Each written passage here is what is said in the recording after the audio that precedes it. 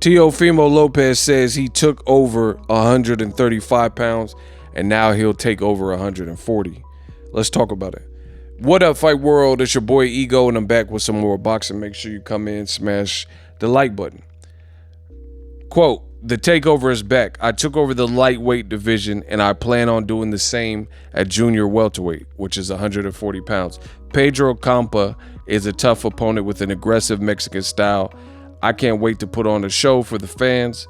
Every person goes through challenges, but I've put the past behind me, and I'm thrilled to be fighting back on ESPN in Las Vegas.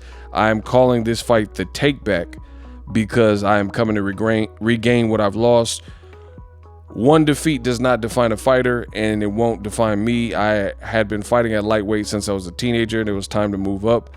I'm going to be even better, more explosive fighter. You will see August 13th. I am only 25 years old. My best years are in front of me. Pedro Campa is the start of a new chapter in my career.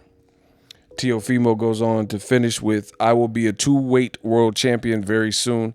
Every contender and champion at junior welterweight better watch out because I am coming to clean out the division. Now, I don't have too much to say about this. You know, you're a fighter. Teofimo's a fighter, so he's supposed to be confident and say these things, I suppose. But my thing is this. I think when you're a character in boxing, and Teofimo and his father are certainly characters in the game of boxing, and your shtick is what it's been, like the talk greasy, New York, Tekashi 6ix9ine type of approach in the boxing game, where it's like rah, rah, rah, rah, rah. And then you have the performance that you have versus George Kambosos. Mind you, Kambosos being from Australia, Teofimo's second home, or where he claims is New York, and the fight was in New York, and he got beat badly, dropped in the first round, came fighting like reckless. Now, he did show signs of life late in the fight where it looked like he was almost going to stop George Kambosos, but that was in one round. Through the totality of his round, you know, they both dropped each other, and Kambosos definitely got the best of him. Then you don't rematch Kambosos.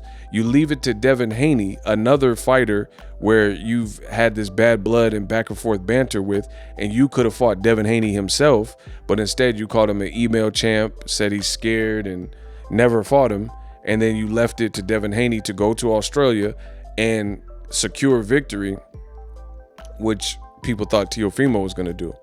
So I think Teofimo's in between a rock and a hard spot. I'm definitely going to check out his fight to see where he's at, but this is a difficult position to be in because, again, when your character or your stick or gimmick or image, whatever you want to call it, persona, is what Teofimo's has been, it almost becomes a broken record because everything you just said that I quoted, you said before the George Kambosos fight, and you didn't deliver. So it becomes hard, and it becomes to a point where it's like a relationship. Imagine a woman in a relationship with a guy, and the guy says, I want to marry you. You're the girl of my dreams. I want to make you my wife. I want to have a kid with you. I want to move in with you. And he's selling her all these dreams and saying these things, and the girl might go along with it. Oh, I'll never cheat on you again. Like, let's say he cheated on her, and then he keeps cheating on you. He's not doing the stuff he says.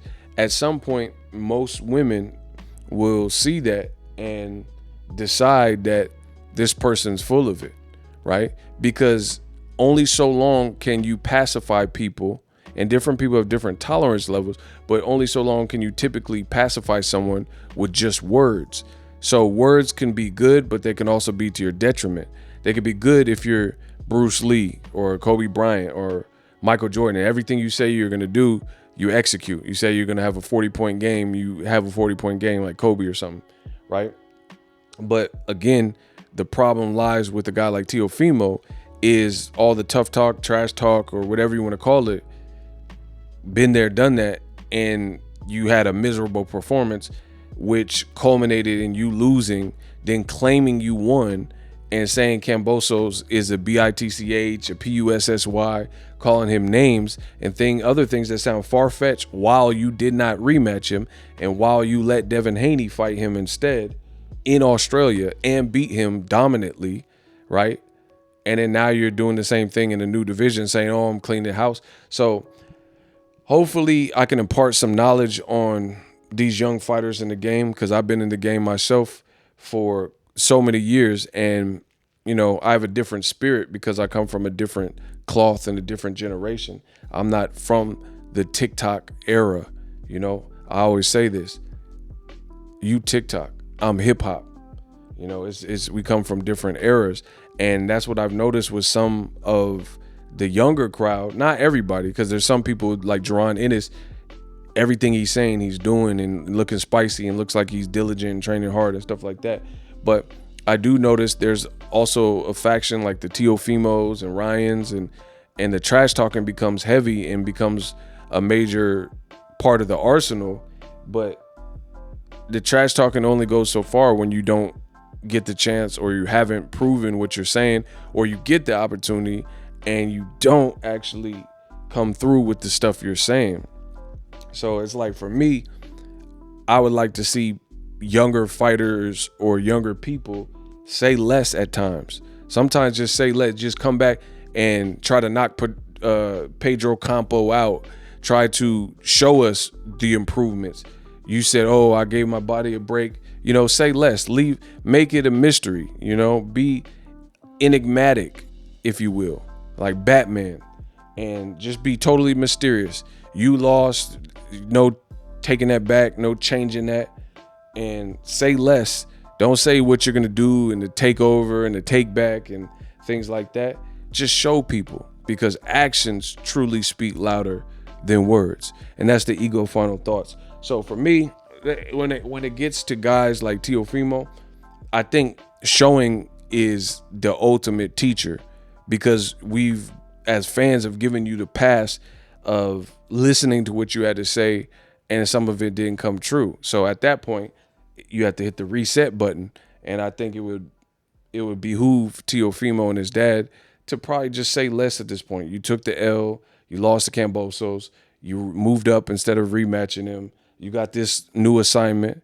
So just fight him and show us how much better you are at 140, and let us determine and, you know, say what we feel and how, what you're still, you know what I'm saying? Like, rate the performance, I guess you could say. And, you know, you're always going to have critics and writers and stuff critique and say what they believe your ceiling is and stuff like that. I just feel like actions over words, period. That's the best way to summarize everything. Actions over words. And I feel like some people have already gotten passes with the words and the banter. You know, now we just got to see it. And that's how I feel about the TO, take back, take over, take off, lay off, makeover, whatever he has to say now. SLC, subscribe, like, and comment. In the last 30 days, I looked at my YouTube analytics and it showed me something. 50% of the people that watched my content last month subscribed. The other 50% did not. This is how I get my point across in the world of boxing. Boxing news at your doorstep, wherever you are. You can be at an airport. You can be at a bus stop. You can be at school. You can be at church. I got you covered. So please help me spread the message by hitting the subscribe button. SLC, subscribe, like, and comment, really in that order. Let me know how I did in this video. As always, hate, comment, and subscribe. Till next video is Ego signing off, and I'm out. Introducing Super Thanks, right here on the official Boxing Ego YouTube. Super Thanks allows you, the viewers, to show a little bit of extra gratitude, which enables me as a full-time content creator to push out the content you need in the world of boxing. Underneath all the videos, you will see a heart with the $sign in it. You can enter any amount that you find suitable as a super thanks. A brand new interactive and colorful way to get your comments highlighted and noticed by not only myself, but other people on the YouTube platform. Super thanks, a unique and cool way to show and applaud us full-time content creators. Hopefully you guys enjoy the content. Super thanks. The future is now. The Hibernation 5s by Kenichi Bear. Hybrid gaming and lifestyle headphones. Out of the box, you can connect to any console or PC. Bluetooth ready with a low latency USB adapter, color RGB, and extreme bass mode. The Hibernation 5s adjust to you. Whether you need a gaming, travel, gym, or lifestyle headphones, the Hibernations got you covered. The new Hibernation 5s, link in the description. Customize the way you hear the world. Welcome to the nation. Are you tired of your YouTube videos not getting any views? Well, consider TubeBuddy. I've used TubeBuddy for years to scale up my YouTube channel. Now we're sitting over 200,000 subscribers. TubeBuddy is a browser extension that offers a ton of built-in productivity and time-saving services to take your channel to the next level. Use my link in the description to get started with TubeBuddy and level up your channel faster. We working.